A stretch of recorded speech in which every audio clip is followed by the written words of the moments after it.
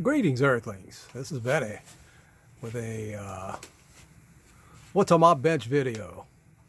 This is for the HobbyLink International TV and movie group build.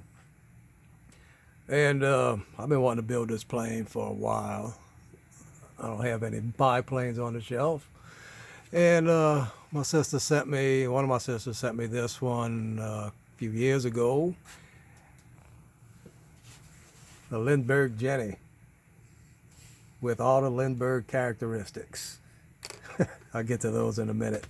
This kit predates the UPC symbol. I think, let's see, I looked it up. It's this box first came out in 1976 according to Scalemates, but the tooling goes back to 1955. So she's been around a long time. And I'm not doing that version. I'm doing one you've seen in a movie, if you've seen this movie, which goes back to 1962, which predates a lot of you guys. It's a mad world. And if you remember, Melville and Monica were trying to get to Santa Clara faster than anybody else. And they chartered a plane, and this was it. And it was a pretty comical scene watching them flying in that plane that was built in, the owner said 1916. So, all right, let's get to how far I've gotten. A little primer on it. I'm liking this Ace Hardware premium primer too. It's pretty durable. A wing, top wing, had many pin marks on this thing. Some were outies and some were innies. The outies were easy, just had to knock them down. The innies I had to fill with, what did I fill them with? I think I used super glue and a little powder. And dries quicker than sprue glue, and filled them in pretty good. However, you see these lines here, that's where the spars go, the wing spars. But the way they're made on the kit, which is I think pretty good because it makes them a little sturdier than just having single spars, there's a bar that goes across, so I might fill that in depending on how it sits in there. Gives it a little extra strength, I think. So, other than those pin marks, this wing looks pretty good. I got a bunch of stuff primed up. All of it's primed up. This radiator had two huge pin marks on either side of this cutout that there was no filling it in and having radiator look like a radiator. So what I did was get some, where the hell did I put it? Oh, here it is. Good thing I'm prepared. Come on out of there, you. Whoop. Some radiator photo etch from, I think this came from Ukraine. It's been a little while. And used a hole punch to punch a hole in it where the prop is inserted. And it looks a whole lot better. Plus I didn't have to fill those holes in. So on the movie plane, the radiator has sort of a nickel finish to it, so I'm going to have to, not brass, not black, I have to duplicate that some kind of way. And I also used that same material. I was looking at it, and I was looking at these seats. Now the seats just had, they were flat because the pilot was supposed to hide it. I thought that material looked kind of like wicker, so I Use it for wicker seats. I just primed this. I gotta do some filling like right here. This came out pretty good though. This is gonna be hidden by the rear horizontal stabilizer. Got a couple under here. I like the stand is kind of cool. Way to go, Lindbergh. Let's see what else. What else? Oh, the pilot. This is what the pilot looked like before. Like it been shot with a 75 millimeter.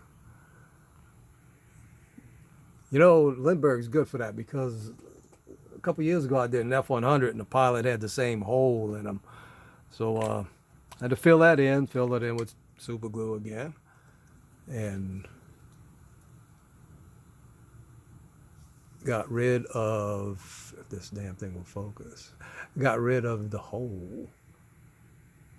And this pilot's overdressed anyway, because the pilot in the movie wore an undershirt. The prop is not wood.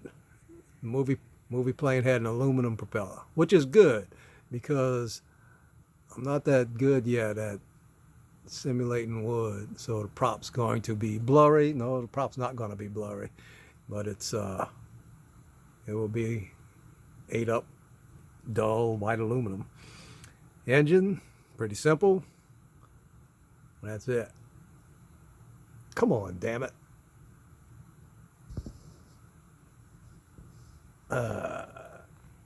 There we go. That's why it wants to focus, and I'm going to get something else. All right, let me try this again. Where do you want to be? Right there? My ass.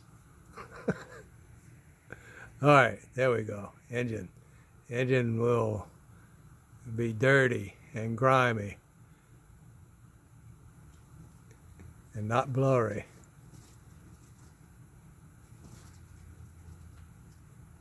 But pretty well detailed engine, I think. For, you know, you're not going to see anything but the cylinders and the exhaust sticking out. Everything else will be, what's the matter, Elvira? Everything else will be in the engine bay. Cowling, yeah, I'll have to show you that. Well, that's, you know, it's not a lot of parts in here, but it's a lot of cleaning up. Lindbergh's famous seam lines and pinholes. I don't know if I have any left on here. I think I filled all of these in too. There's a stabilizer. Yep, I got rid of all of these. Decal sheet. Movie plane didn't really have a lot of. These were washed out, like it was painted over. This one was visible, but dirty and old. Elvira. And I don't know, I'll probably paint this on and just weather the hell out of it.